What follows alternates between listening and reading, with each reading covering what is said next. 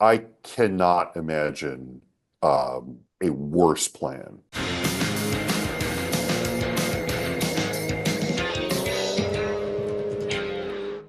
Welcome back to Car-Pinionated, our weekly show on cars, the car industry, and driving in general. I'm Doug Stewart, digital executive producer for Fox 61 in Hartford. And with me is my brother Dave. Hi, Dave. He's from Hello. Colorado, and he's joining us. And Glenn had another engagement to go to. He had some work to do, so he's not here this week. And Jeff Buchholz from WBBM in Chicago, where he is a writer and editor. Um, Gentlemen,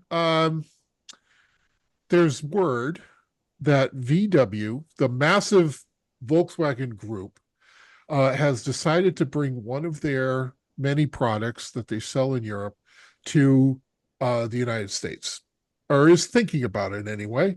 How that remains to be seen in terms of dealers and all that other stuff.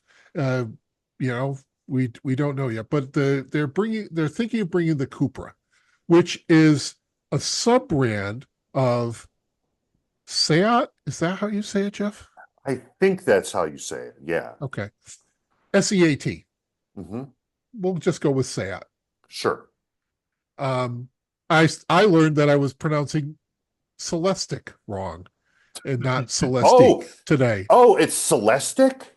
Well, that's what the guy on Motor Trend said. Well, So, then they would know.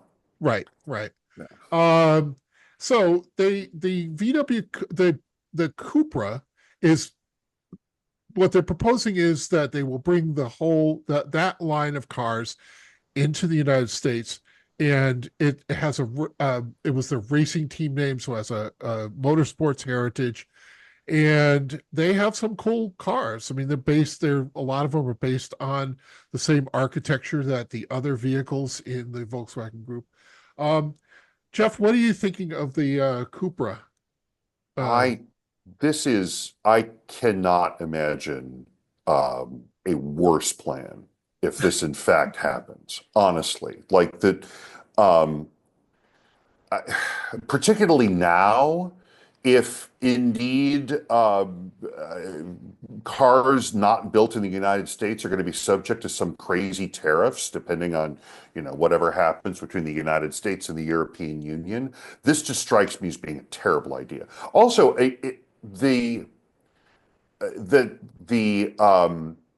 the Seat brand is a really interesting story too. It is a Spanish company. Its origins are in Spain. They started out building Fiats under license and adapting them and for the Spanish customer. And then at some point, the Volkswagen Group came in and bought the company. And the Cupra was initially the performance line, sort of the GTI of the bread and butter car, the Leon, I think was the name I of it, think you're right. which was their version of the Golf. And so the Cupra was the GTI, whatever.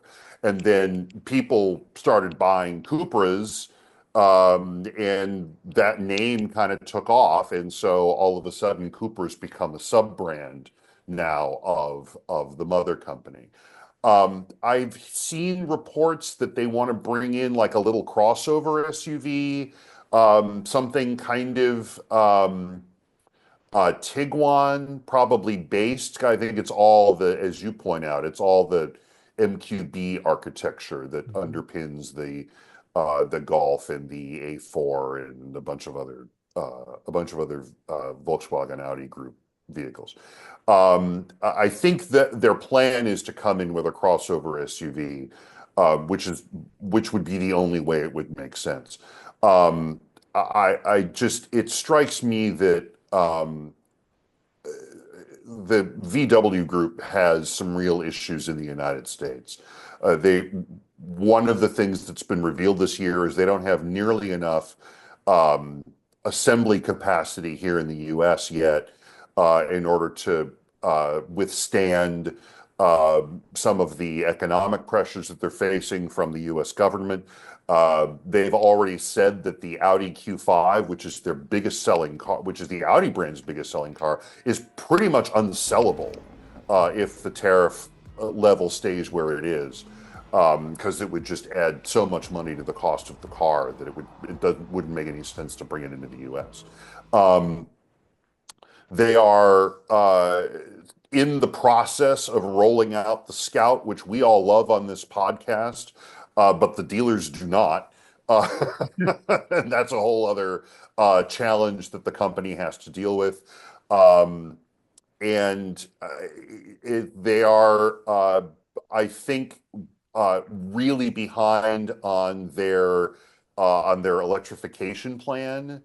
They don't really have one, which is sort of an issue.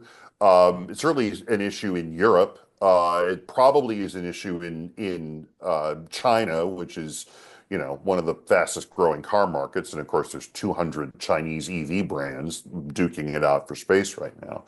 I feel like the last thing that the VW group needs to do is bring in a new brand and then try to explain to people what it is.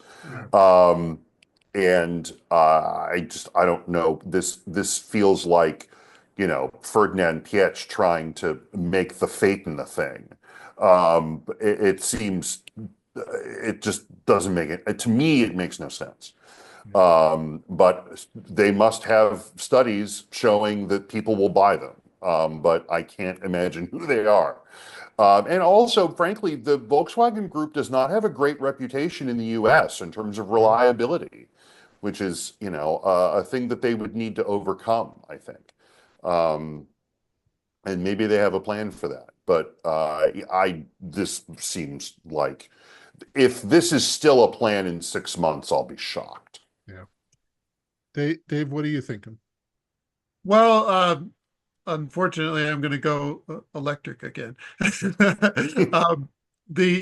because that's what I'm familiar. I'm familiar with people who are looking and waiting anxiously for the Cupra Born, which is basically a hot hatch electric car, very small, Golf GTI or maybe even up Volkswagen up size.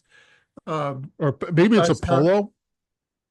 Yeah, yeah. So Yeah. not very large, and the Born is like, it's super fast. It was like 0 to 60 in 2.6 seconds or something like that. Very high performance, and that would be probably even scary to drive for me. But but people, and in Europe, these are all people in Europe, and people who are looking at like the Renault 5 electric thing that and be saying, well, this is nice, but I would which is also kind of a hot hatch, quite fast, very sporty, lots of different bright colors and stuff like that, and saying, well, should I buy one of these, or should I wait for the Cooper Born to come to the UK or whatever?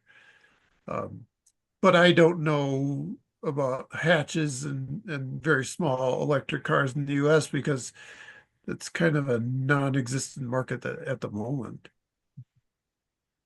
It's a non-existent market, you're right. And it also is like, there doesn't seem to be any demand. I mean, the GTIs sell what they're going to sell. There's not a lot of, competition for them. And it's just like, okay, we're going to sell all these. And, and so no one's saying, well, I wish there was an alternative.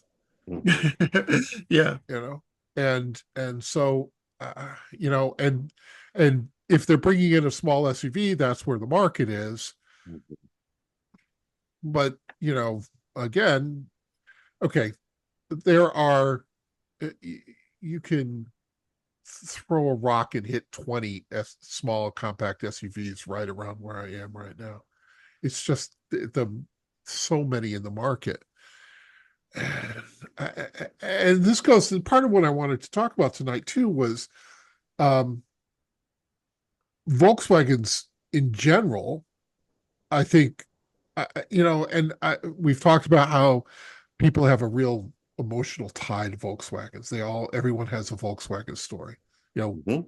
we had a rabbit. Jeff, you had a rabbit in your family, Uh, right? well, my sister had a rabbit, Okay. and my mother, when we were growing up, my mother had a Carmen Ghia. Okay. All right. Um, and there's some real fondness for that. And, when it tracks that, that every couple of cycles they have a real, the Jetta. And like the Jetta, it used to be this aspirational car. People like, I really want a Jetta. And that, part of that is no longer people are interested in sedans. Part of it is Volkswagen's reliability problems and all this other stuff. But the Jetta is still a car that is seen as being a step Yep. above a Civic or a Corolla, even though it Mhm. plays in that market. Like it is Yep. still, in a way, an aspirational car for younger people.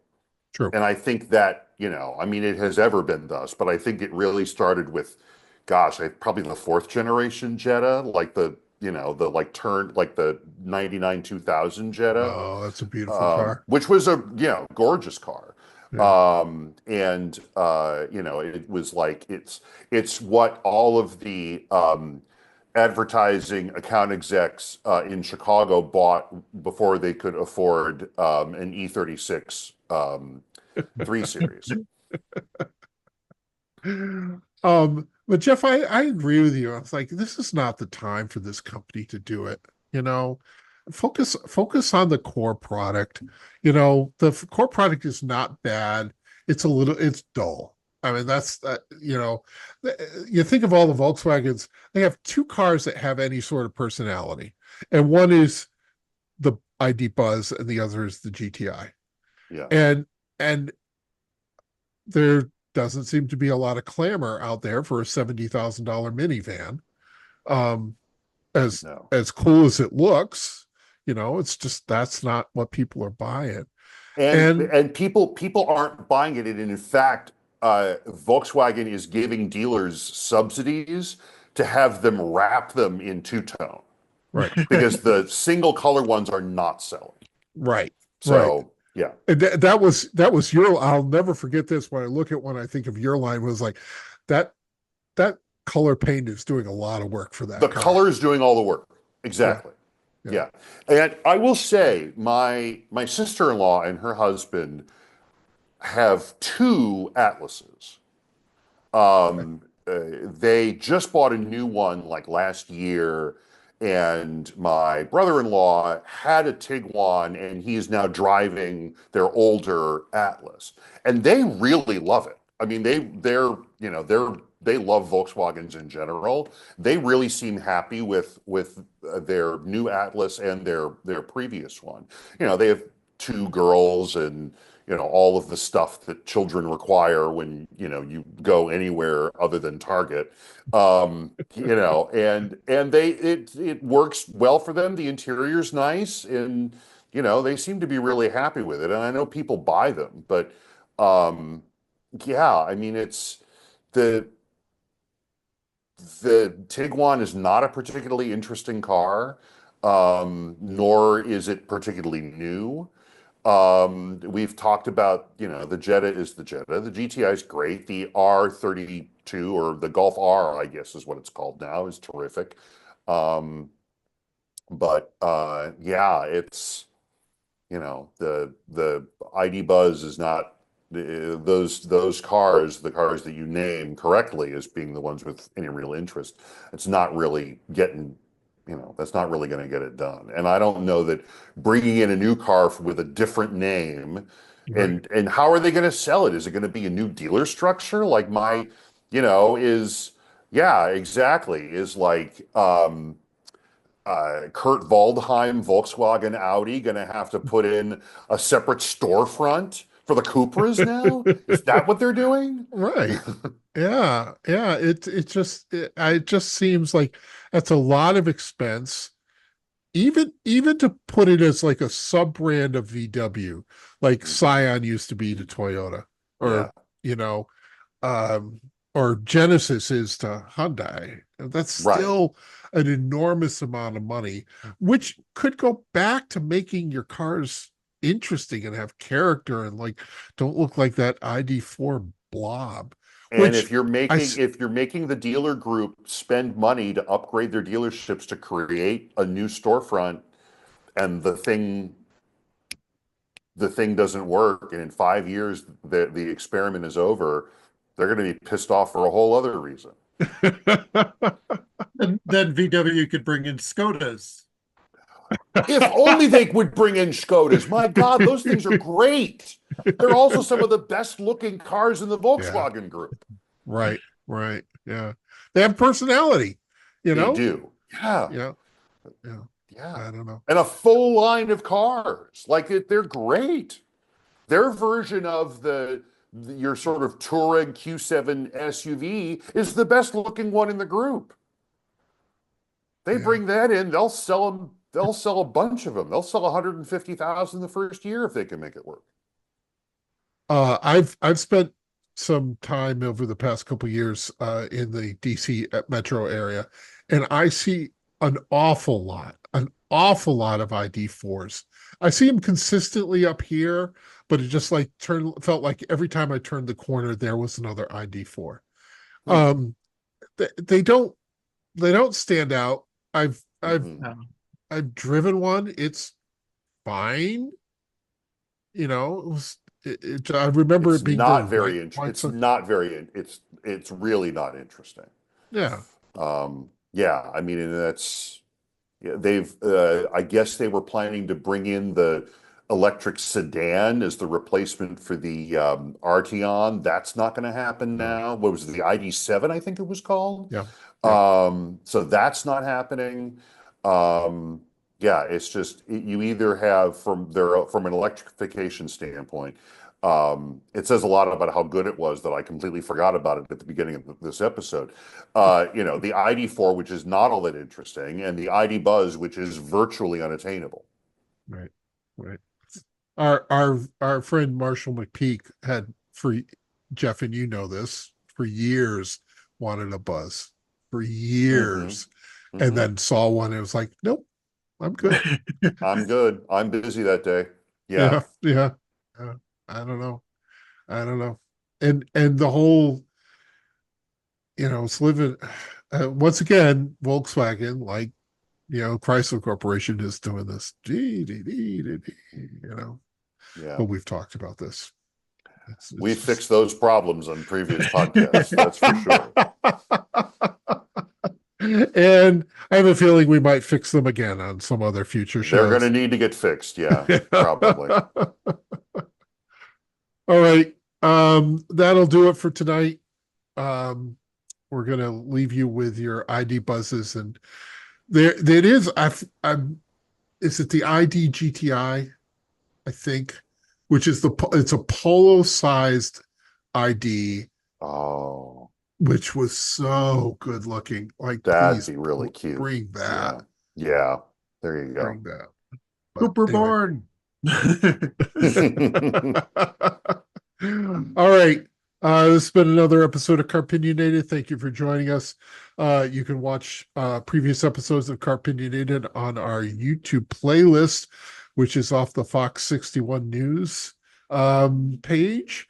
And we will see you next time.